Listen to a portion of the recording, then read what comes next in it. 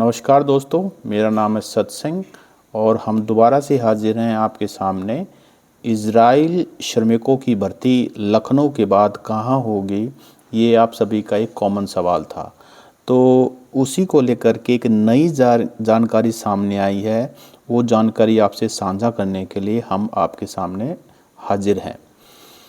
जैसा कि आपको पता है कि जनवरी 16 को इज़राइल की 15 मेंबर की टीम जो है वो इंडिया पहुंची थी और जनवरी 16 से लेकर के 20 तक रोहतक के अंदर, हरियाणा के रोहतक के अंदर उन्होंने रिक्रूटमेंट ड्राइव चलाया, जिसमें से 530 बच्चे जो हैं उन्होंने उसमें स्किल टेस्ट जो लिया था उनमें उनका सिलेक्शन कर लिया। उसके बाद उत्तर प्रदेश के लखनऊ में स्किल टेस्ट हुआ, जिसमें से 7,182 के करीब लोगों का स्किल टेस्ट हुआ, जिसमें से 5,057 के करीब जो है स्किल टेस्ट के अंदर वो स्किल टेस्ट उन्होंने पास कर लिया है।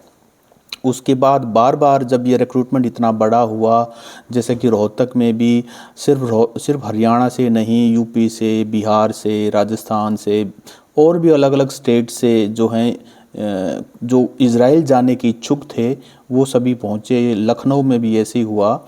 तो उसके बाद 5 और स्टेट्स ने इसके लिए नेशनल स्किल डेवलपमेंट कॉरपोरेशन को लेटर लिखा कि इस तरह की जो रिक्रूटमेंट ड्राइव है, इस तरह की जो भर्ती है 4 ट्रेड्स के लिए, वो हमारी स्टेट में भी करवाई जाए। तो वो 5 स्टेट्स कौन कौन से हैं वो मैं आपको बताने जा रहा हूँ। सबसे पहले है मिज़ोरम, दूसरा है तेलंगाना, तीसरा है राजस्थान, बिहार और हिमाचल प्रदेश। जी हाँ, ये 5 ऐसी राज्य सरकार हैं जिन्होंने एनएसडीसी को लिखा है कि आप हमारे यहाँ स्टेट्स के अंदर इज़राइल की टीम के साथ आएँ और यहाँ हमारे पास इन 4 ट्रेड के जो एप्लीकेंट्स हैं, जो कैंडिडेट्स हैं, जो श्रमिक हैं, वो जाने के इच्छुक हैं, उन्होंने वेलकम किया है।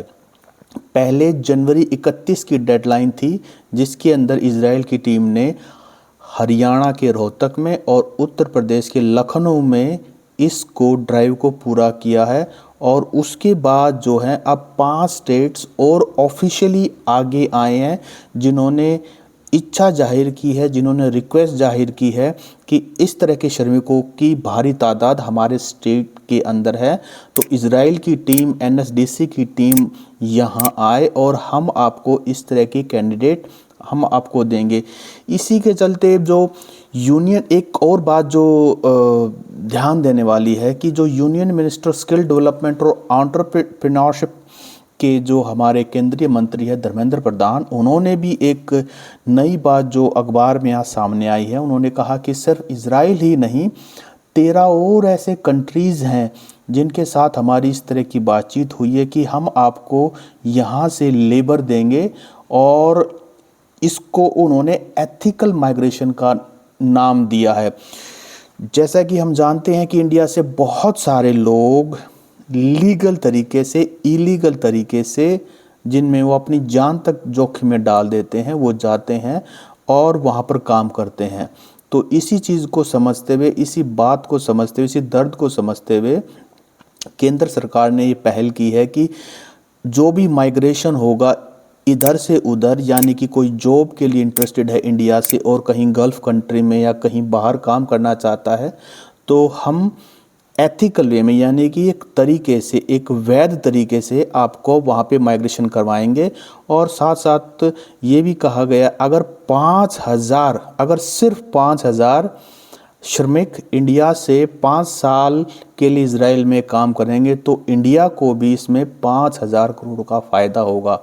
और जैसा कि हमने पिछले वीडियो में बताया था, जो हमारे सूत्रों ने बताया था कि 80,000 की डिमांड इज़राइल के अंदर है कंस्ट्रक्शन वर्कर्स की, जिसमें टाइल मैसन है, जिसमें टाइल फिक्सर है, मैसन है, आयरन जो बार बेंडिंग का काम है, तो कारपेंटिंग का काम है। तो ये जो है, अगर इस 80 के 80,000 जाते हैं तो हमारे देश को भी फ़ायदा होगा। इस तरह की चीज़ जो है अभी सामने आई है। तो ये जो अपडेट है हमने आपको कर दिया है, और इस अपडेट के तहत अब डेट्स कब आती हैं कि कहाँ कहाँ कब कब होगा, वो जैसे ही हमें पता लगेगा हम आपके सामने दोबारा हाजिर हो जाएंगे।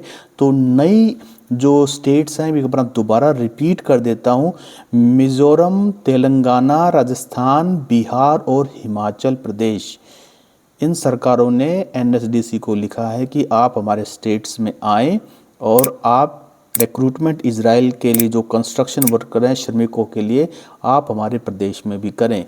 धन्यवाद।